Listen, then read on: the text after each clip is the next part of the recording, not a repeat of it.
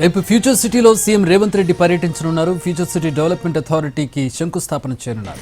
ఉదయం 11 గంటలకు రంగారెడ్డి జిల్లా మీర్ ఖాన్పేటలో ఎఫ్సిడిఏ భవనానికి పునాది రాయి వేస్తారు. రావిర్యాల నుంచి అమన్గల్ వరకు నిర్మించనున్న గ్రీన్ ఫీల్డ్ రేడియల్ రోడ్ 1 నిర్మాణానికి కూడా భూమి పూజ చేస్తారు.